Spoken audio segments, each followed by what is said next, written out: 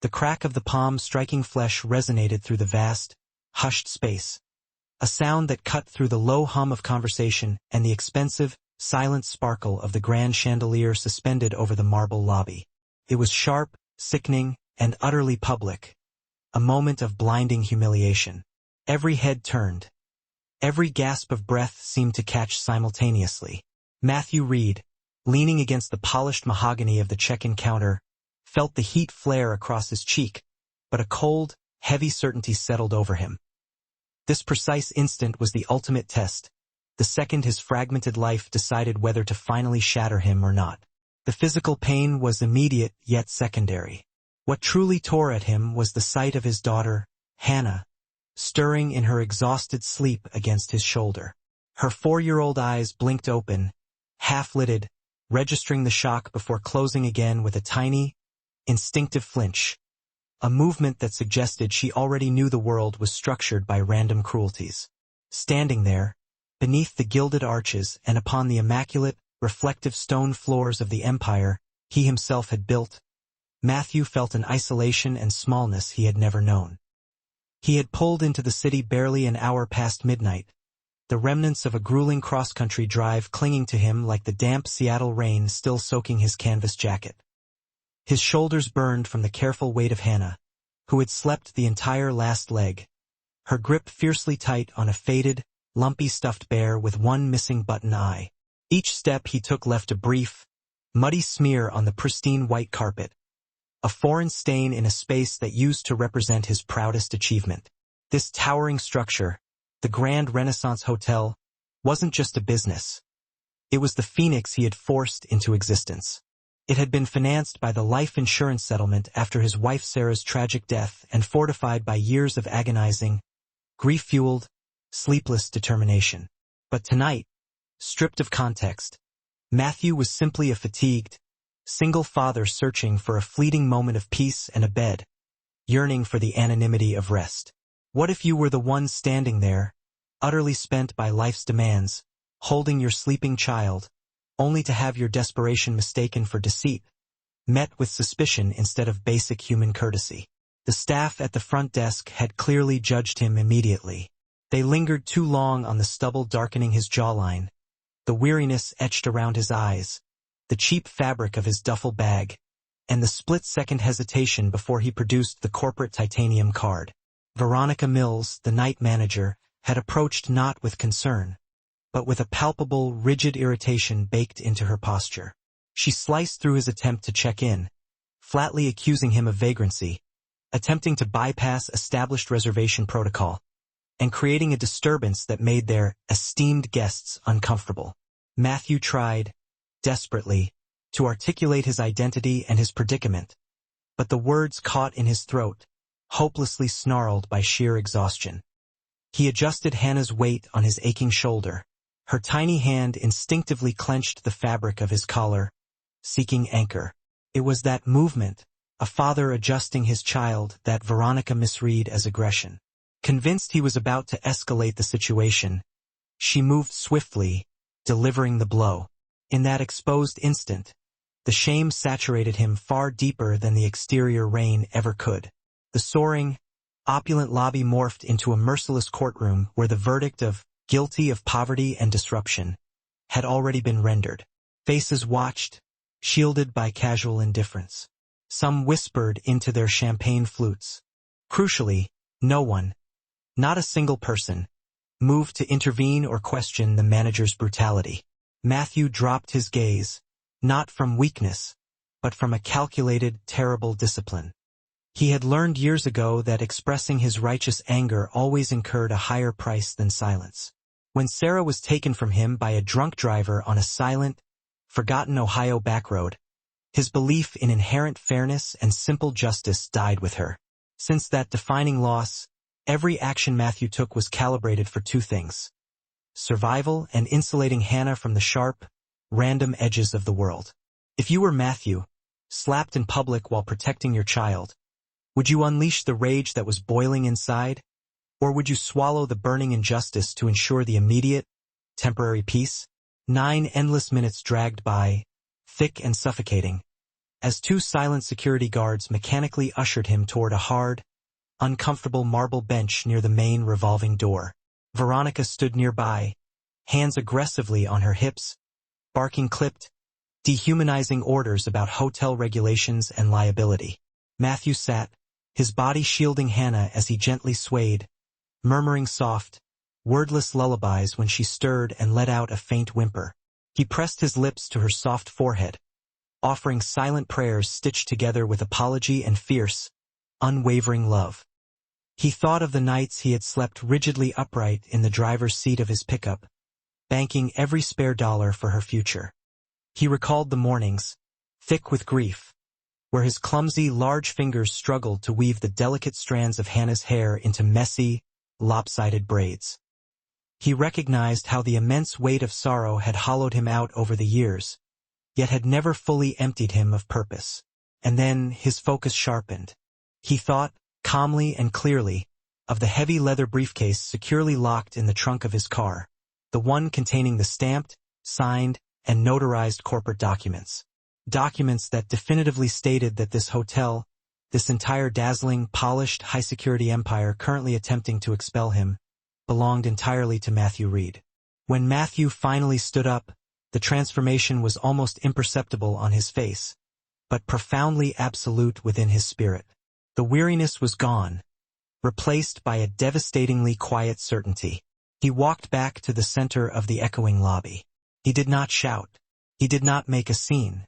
He simply bypassed the check-in counter and asked the nearest employee, in a low, measured voice, for the direct corporate headquarters phone line. Then, without fanfare, he verified his identity through the appropriate channels. The color leached instantly from faces as the terrible realization dawned, spreading through the lobby like an undeniable, irreparable crack in thick glass. Veronica's aggressive confidence collapsed first, transforming her rigid posture into a trembling, pleading slump. The front desk staff who had smirked minutes earlier instantly looked pale and sick. The security guards suddenly found urgent, non-existent duties elsewhere in the building. Matthew never once raised his voice. He offered no personal insult, no fiery speech about revenge. Instead, he employed a painful, crystalline clarity, a perspective hardened by years of surviving unimaginable loss. He terminated the employment of every staff member on duty that chaotic night, explaining that the decision was rooted not in retribution for the slap, but in an uncompromising principle. This grand Renaissance hotel had been conceived and constructed as a genuine sanctuary, a space of refuge, not a fortress of judgment. Any employee, regardless of rank, who could look upon a visibly exhausted father and a vulnerable, sleeping child and consciously choose cruelty and suspicion over compassion fundamentally betrayed the hotel's core purpose. They did not belong there. The air became thick and silent, heavy with the immediate weight of consequence. Hannah fully awakened this time, her eyes tracing his face, searching. Matthew offered her a small, genuine smile, a quiet reassurance directed solely at her. This wasn't about the assertion of raw power. This was an undeniable reclaiming of dignity. In the weeks that followed, the story circulated discreetly through the city's upper echelon. Some labeled Matthew a harsh tyrant. Others hailed his courageous action. He ignored the articles and the online comments. His focus was internal. He meticulously rewrote the standard operating manuals, personally conducted detailed interviews with every new hire, and implemented a singular, non-negotiable directive at the front desk. Compassion comes first. He shared his entire, painful narrative privately with his newly appointed management team, not to shame them into compliance, but to engrave the reminder that every solitary soul walking through those automatic doors carried an intricate history and often an unseen, exhausting battle. One balmy evening, several weeks later, Matthew stood watching Hannah on the manicured lawn of the hotel's garden, chasing the blinking, ephemeral light of fireflies. Her laughter, free and unrestrained, floated back to him. He felt a subtle, deeply unfamiliar sensation bloom within his chest. It wasn't simple happiness, which still felt too grand and fleeting. It was the enduring warmth of hope. The world had tried to break him utterly, but it had failed. He had deliberately chosen quiet restraint over volatile rage, chosen principle over bitterness, and in doing so, he had successfully reclaimed a fundamental part of his selfhood that he thought had been permanently lost. Life rarely delivers justice neatly wrapped and delivered. More often, it tests us precisely when we are most depleted, most emotionally exposed, and carrying the heaviest weight, the responsibility for someone we love fiercely. The critical question is never just what happens to us, but who we choose to become in that transformative, difficult moment. Matthew knew that night would remain seared into his memory forever, not because of the sting of the slap itself, but because it served as a brutal, necessary reminder of the non-negotiable power of self-worth and the profound responsibility that accompanies true ownership. Before this account fades, pause and reflect. How would you have reacted in that lobby, holding your child and confronting that profound moment of public humiliation? Tell us your thoughts below. And if this story resonated with you, if it sparked a thought about the necessity of kindness, the strength of restraint, or the value of second chances, please consider liking, commenting, sharing, and subscribing, but only if it truly moved your soul. My flag sings wipers to the sky.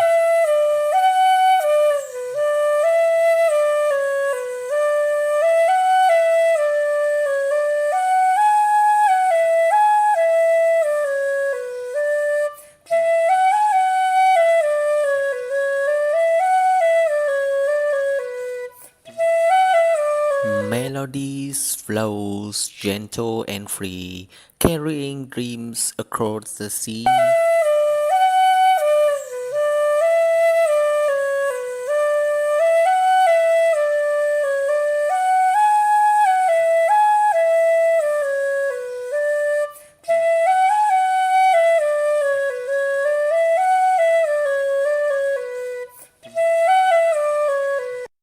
In every note a piece of me, forever here in harmony.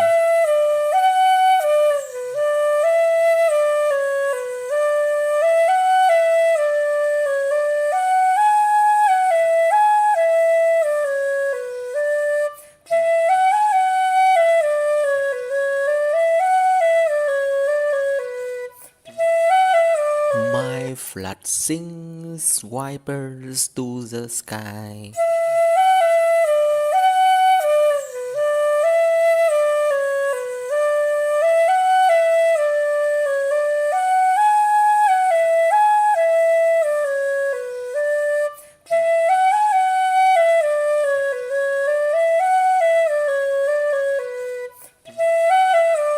Melodies flows gentle and free, carrying dreams across the sea.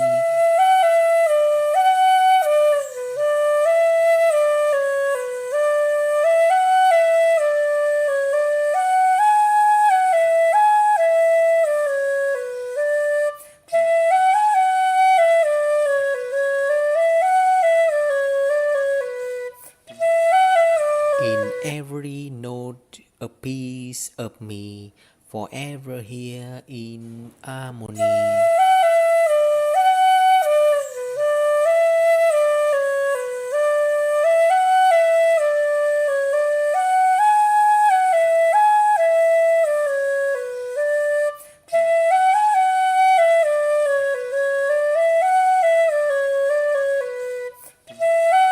Music lives inside my heart.